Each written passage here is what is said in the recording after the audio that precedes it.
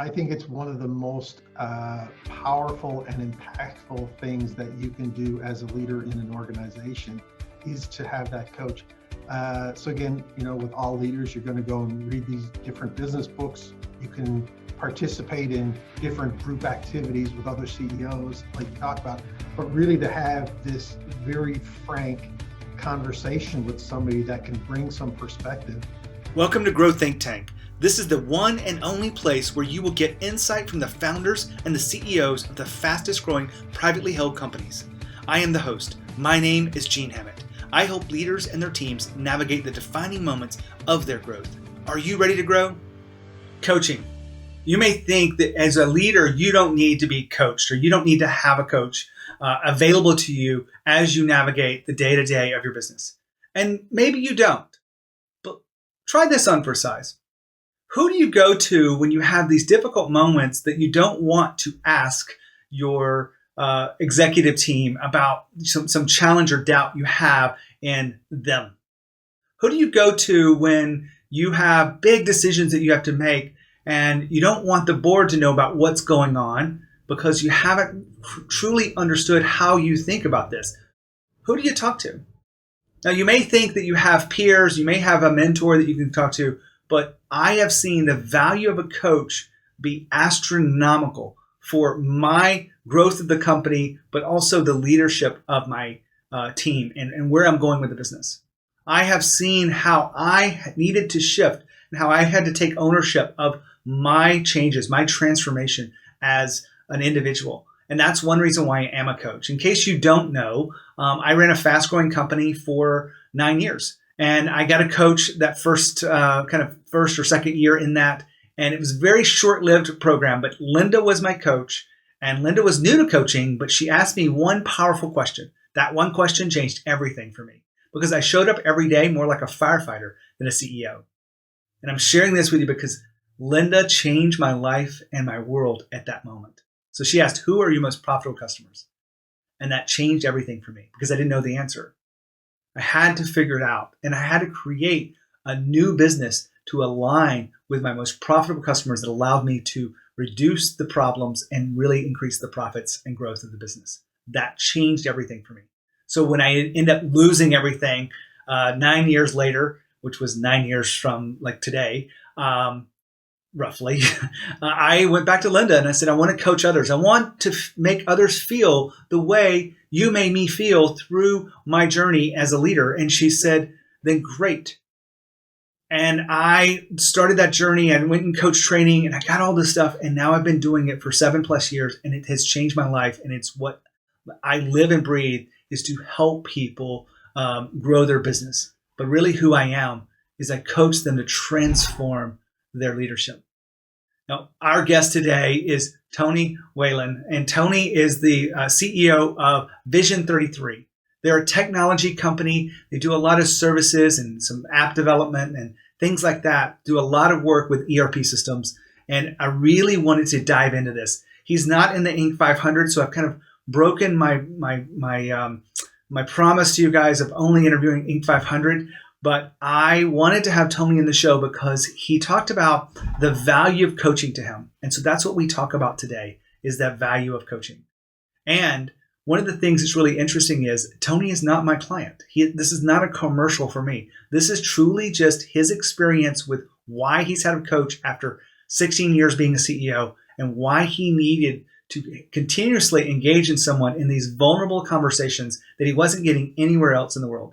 His coach has been his lifeblood to new ideas and to new ways of showing up and to growing his business, setting big goals and crushing those goals because he had a coach. So here's the interview with Tony, and I really am excited about bringing this to you here at Grow Think Tank. Hi, Tony. How are you? Great, Gene. How are you doing today? I am fantastic. Glad to have you at Grow Think Tank. I've already let our audience know a little bit about you and the company, but I want them to hear it in your own words. So tell us about Vision33. Yeah, so Vision33, we're primarily an IT services, professional services provider based in the US and Canada. A lot of our revenue or most of our business is based around being an SAP Business One partner. So we sell and implement ERP solutions for customers really around the globe. Uh, and that really accounts for about 70% of our overall revenue. We also have an e-government practice providing solutions for municipalities and counties across the United States. And we do some custom development as well, but really around business solutions for businesses, ERP solutions, those sorts of things. Yeah. Well, that's a world I lived in for many years. I told you, you're from Canada. I was Yes. working in Canada for PricewaterhouseCoopers. You probably know that name, right? Absolutely, absolutely. We worked with PwC on some opportunities as well in the past, some partnerships. Yeah. So I worked with actually Coopers and Lybrand before that, which was the technology division. Oh, okay. Now And you're I was going back. there through the merger. Oh, wow. Wow. That must have been fun times. I was just a kid that was told, it's not a big deal. Just keep on your project. Nothing's changing. Sure. And yeah, sure. nothing changed. Excellent. You have a pretty big company. Like I was looking at some of the research behind this. You made the Inc. list. You had some fast growth over the last few years. About 70 million and 500 employees. Is that about right? Yeah, that's about right. 70 million US, 500 employees. We're spread around 25 offices across the US, Canada. We actually have an office in a couple offices in the UK as well. So again, we with our business ERP solutions, we want to be close to the customer. So it kind of forces us to have a distributed workforce, which can be challenging at times. When everybody's working in the same building, you can walk down the hall and talk to them, but when they're spread across 8 different time zones and a couple of different continents, it is a bit more challenging. Well, we all face that challenges. My team is not with me really at all. They're all distributed, virtual, if you will. But it's kind of the way of leadership now. It is a little bit harder. You have to be more intentional. Yes. The reason why you're on the show today is because you have some experience with coaches in your leadership. So how many years would you say that you've been a leader, and how many years have you been the CEO? I've been the CEO for 16 years, but really I've been a leader in an organization for, I hate to say it, about 26, 27 years now. It's been a long time.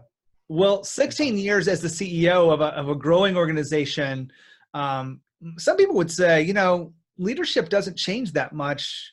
Why would you need a coach if you've got that much experience under your belt?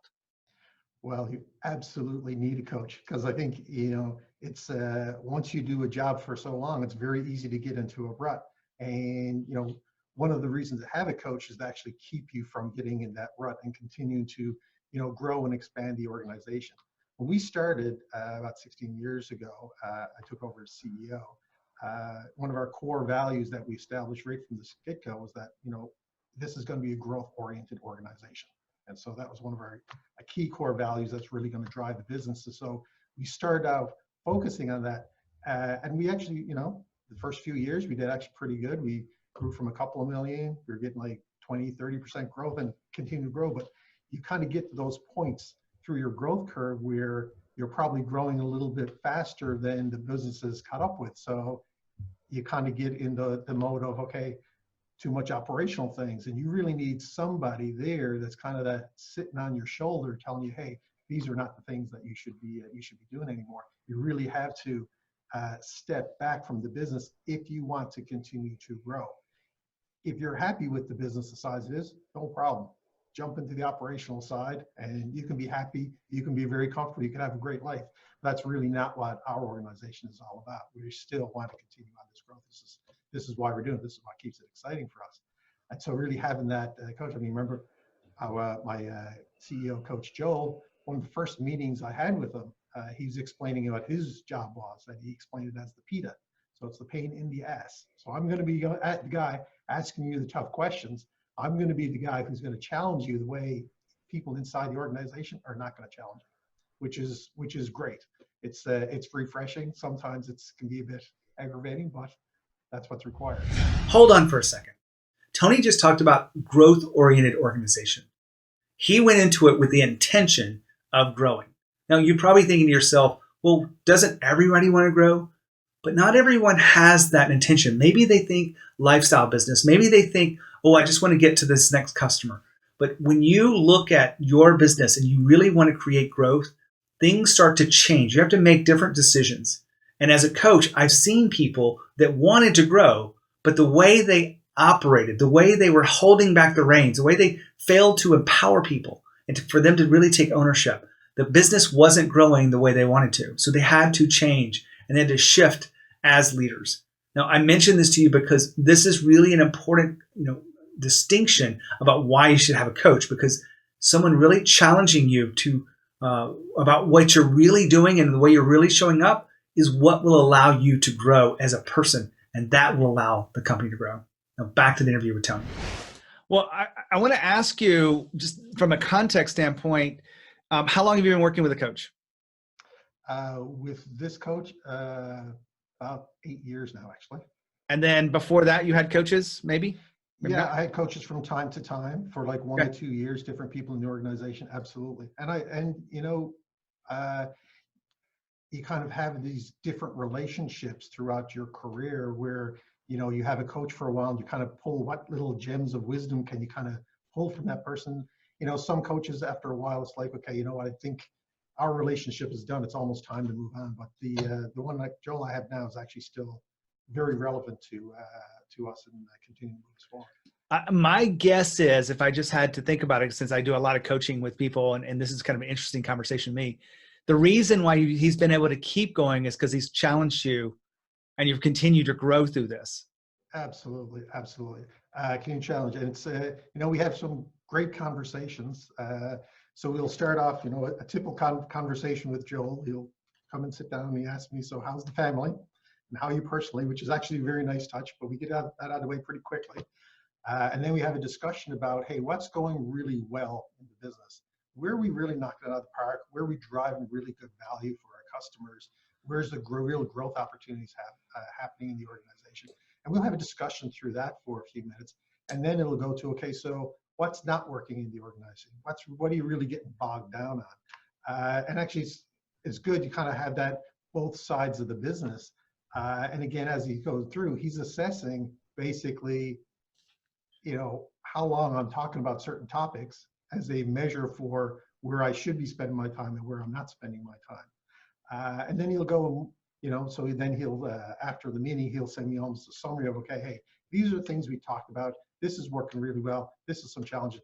Oh, by the way, here are some articles from like Harvard Business Review or from this author or this a YouTube video you should go and watch that might help guide you through some of these issues that we're having. Well, I know that there's different styles behind coaching.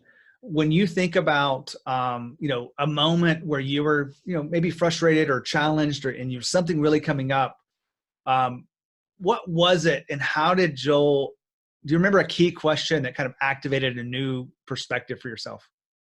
Yeah, so a number of years ago, we'd actually just been through a couple of acquisitions that were fairly sizable, and we were looking at, that year, I think we were targeting about 60% growth year over year. And, in retrospect, I don't know if we were necessarily ready for it. So we basically did a big acquisition. We jumped in and I was up to my neck in operational issues. And you're running around trying to put out fires and keep things moving forward. And again, the primary concern is always ensuring that the customer's looked after, even though things are kind of crumbling in behind that. And having a conversation with Joel, and I could tell by the look on his, he didn't actually have to say anything.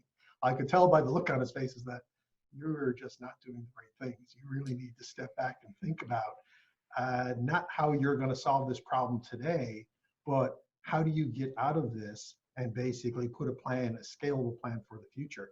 The things you're doing today are not the things that you should be doing if this business is going to be successful. And having that ability to kind of step away, even for a few moments, and think about what we need to do to be successful, how we need to enable the other leaders in the organization to do the things they need to do, so I don't have to do them. And that was really, it was a bit of a turning point. It was a bit of a wake-up call that, this is not to say you can't put off that hire for another 3 months. You need to bring that person in today. And not only that, when you bring them in, you have to be very deliberate about what their job needs to be and what they need to do to be successful in this organization. And so onboarding leaders in the organization is almost another key takeaway from that conversation. Do you think you ever struggled from like a command and control type of leadership? Sorry, you could expand on that, command and control. Yeah, like, have you ever had the type of leadership where you ruled by more directness or more fear? And just curious. Yeah, no, it's not really my personality. Some people are intimidated by me, but I have no idea why. Not really my personality to do that, although there's certain points where you have to draw a line, but that's not, I'm definitely more consultative in my leadership style. I figured so, but I wanted to ask that because, I mean, being Canadian, everyone's nice. Right. I mean, Sure. everyone knows the jokes, but living there, it really is an amazing place of people. But I wonder, did your coach help you come up with some more confidence when you needed to in certain like difficult conversations? Was that helpful with your coach? Absolutely, absolutely. So as I mentioned, in terms of onboarding people into the organization and basically figuring out what they need to be successful, there are times too when we actually had to, okay, so somebody's going to retire from the organization, and having that conversation with somebody, and again, you basically have somebody who's towards the end of their career and probably is a little hesitant about retiring, and how do you actually transition them out without not impacting the overall business? And that can be a tough conversation to have with people as well, but necessary. We've also had conversations as well where there's a leader in the organization that's really not a good fit for the role that we put them in, but there's a really good fit elsewhere in the organization that may not be seen as a high profile position. So having that conversation with people that's a tough conversation, but really you kind of got to drive towards what's going to make you happier and more fulfilled in your career, doing this job that you're not good at, that you don't really like, that has a high profile, or do this job over here that you really like and you could have a big impact on the organization. And so that's a tough conversation to have, but absolutely necessary, because if they're not exceeding in their existing role, then they can't really be doing it. Well, we got into a little bit of details, which I think is helpful for context, but I find a lot of leaders, when they get their business growing, they get comfortable. And comfortable can kind of be the enemy. And I find a coach can be that kind of thorn in the side sometimes, but to make sure that you're not just resting on what got you here, you're continuing to grow as an individual. Has Joel provided that level of kind of insight for you as a leader? Absolutely. And one thing that he said to me a couple of times, so we've had sometimes conversations about, this growth thing was great for a while. Maybe it's time for me to kind of sit back and let's operate this for a while. And he leaned forward and he said, Tony, the day that you think that's a great idea is the day you should be replaced. It was very blatant that, if that's what you think, you're in the wrong, you basically need to replace yourself with somebody else, because that's not what this organization should be doing.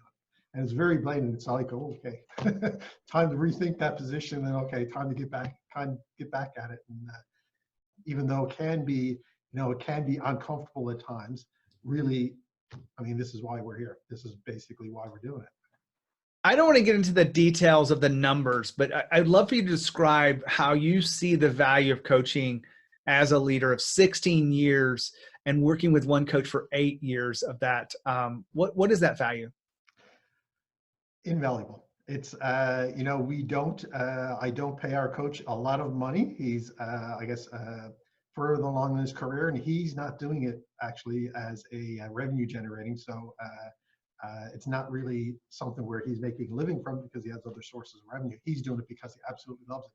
But the value to the organization is absolutely phenomenal. I can't understand how somebody can continue to do this role without that outside influence. Like I said, 16 years, you can do it for a few years, but having this check and balance from the outside. With our organization too, I mean, we don't have an outside board. We don't have equity investment. Basically, the people inside the business are the people who run the business, but this is kind of our one voice from the outside that really is a check and balance for how the business continues to grow and flourish. So, I can honestly say I wouldn't be talking to you today if it wasn't for my coach. Absolutely. Well, when you think about, key moments of your leadership of 16 plus years, what's one defining moment that you feel like your coach really helped you get through? Yeah, and it probably goes back to a previous coach that I had to, and really it's when I took over as CEO about 16 years ago. Prior to that, I was involved in a business. There was a couple of, a few of us partners that were growing a business for about 10 years. And we got to, a few $1,000,000 in revenue. We did okay, but we almost hit this ceiling. And I think back and reflect on it, it's like, why were we not able to kind of get past that? We had a number of years where basically revenue was flat, maybe dipped a little bit, come back up, and it kind of languished down for a number of years. And it came to the point we had a conversation. At this point, we had somebody from the outside coming in and looking at the numbers and talking to us about growth and those sorts of things, and it really made us realize that, you know what, this is just not working anymore, and it's really time for us to think about, like, how do we get out of this? And that's really when we decided, you know what, it's time for us to, actually what we did is time for us to go our separate ways. So we actually took the business and split it.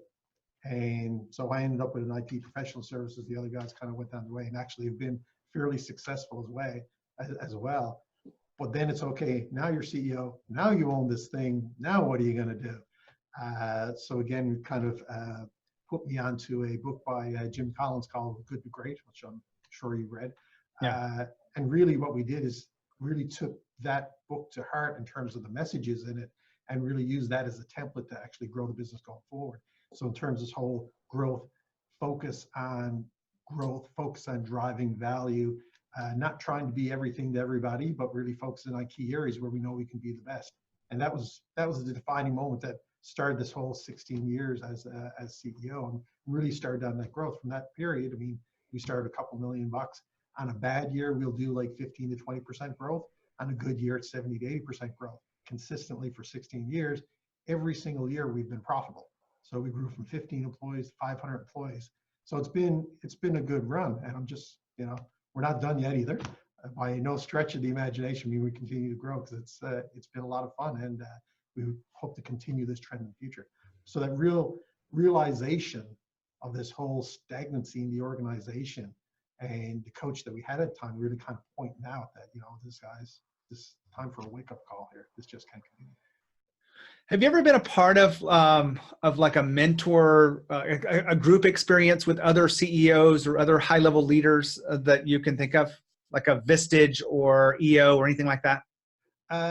Not formally. I've been involved in some roundtable discussions with other leaders as well, hosted by like our accounting firm, that sort of thing, where you kind of get together and talk about various issues that are challenging for organizations for growth, whether it be like HR related or access to capital, those sorts of things. Yeah. The experience of that is probably helpful, but it's completely different than that of a coach. How would you say that working with a coach has been more powerful than just getting together in those kind of peer groups?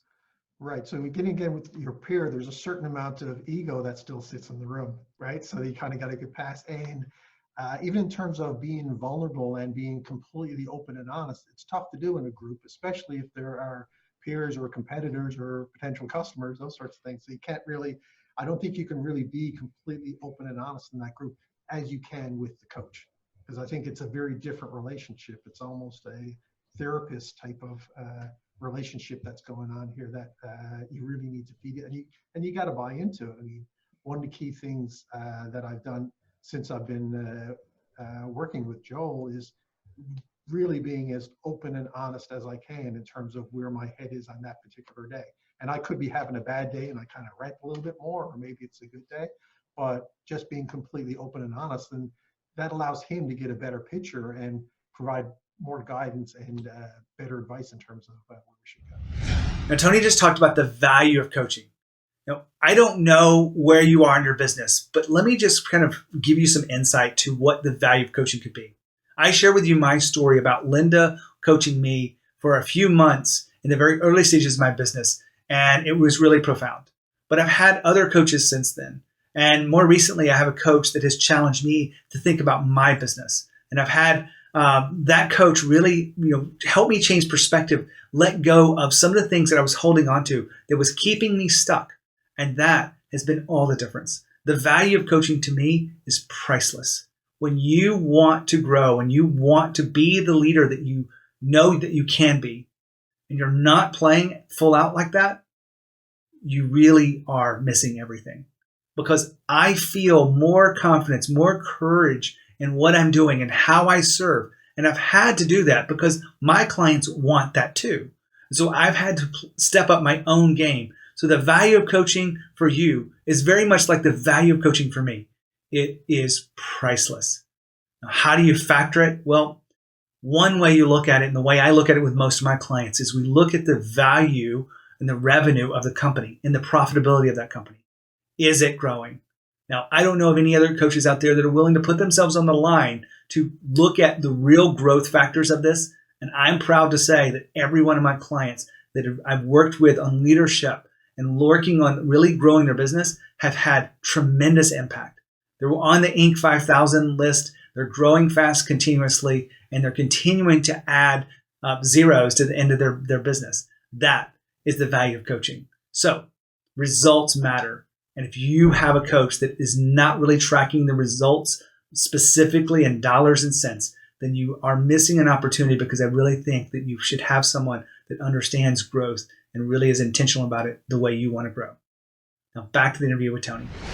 One of the things I've explained to people about the reason why a coach is very powerful is because they're not emotionally attached to the people, the process, and the business the way you are as the CEO of this company. When Joel, for example, asks these powerful questions, or maybe even very directly says something, says, when you think like that, you've got to find someone to replace you. When you think about the emotional attachment that Joel has, have you seen that he's able to bring a different perspective to you in the conversations you guys have? Absolutely. Because it's, he's emotionally, I guess, detached from the operations, but he does very much care. But it's about caring about the success of the overall business. And, and he believes, and I believe too, is that if the business is successful, everyone will benefit from that. So there's things that you have to do that might seem like tough decisions that are made, but if you don't make them, it's really going to, it's to the detriment of the business. And if the business suffers, then really everybody suffers. So it's really about making the right business decision. And a lot of times it's in the best interest of everybody when you're doing that. I want to wrap this up with, kind of that big question. If someone was on the fence thinking about using any coach, doesn't have to be me or anything like that. Because as again, I'm not your coach. Sure. We've already established Joel is your coach of 8 years and has provided tremendous value to you and the organization. But what would you tell others that are considering it, but really kind of haven't committed to that process? Yeah, I think it's one of the most powerful and impactful things that you can do as a leader in an organization is to have that coach. So again, with all leaders, you're going to go and read these different business books. You can participate in different group activities with other CEOs, like you talked about, but really to have this very frank conversation with somebody that can bring some perspective. And with Joel as well with yourself, Gene, is that you've talked to hundreds of other CEOs, and there's no problem I'm going to tell you that you haven't necessarily heard before. And it's similar with Joel. So he brings a lot of that guidance and experience to the conversation, and again in a very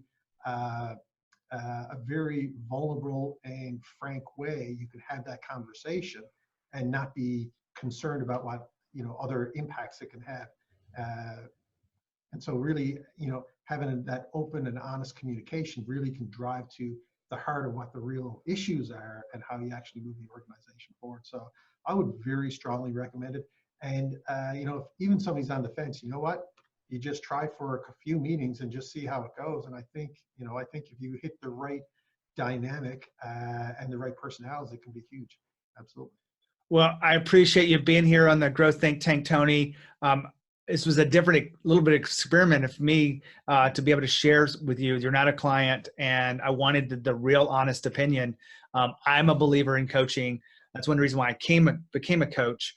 But I really do appreciate you being here and sharing your story, and really excited to have you represent Vision33 here and all the growth that you've had there. So I really appreciate it. Yeah, thank you, Gene. I really appreciate the opportunity as well. I've been looking at your podcasts over the last little while since we first met, and yeah, there's some really great content there. So keep it up. It's a great endeavor. Appreciate it. Thank you. Thank you, Gene. Bye now. What a powerful interview. I really appreciate the realness that Tony brought to this conversation, because I think that a lot of people just don't understand the value of coaching. I wanted to bring on someone who wasn't a client, who wasn't going to, shine beyond, because that's not what you need. You need someone to be real with you and straight with you.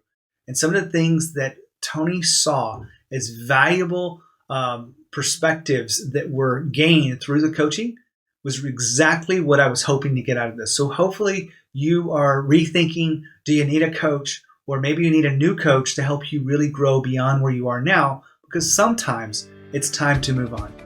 Now, I would love to get to know you and your business. I'd love to get to know how I could serve you. Maybe you've been listening in here. I'd love to talk to you. And so reach out to me, gene@genehammett.com. If you can think of any person that would love this podcast, make sure you refer them to it, but make sure you tell them specifically what you're getting at. As always, lead with courage, and I'll see you next time.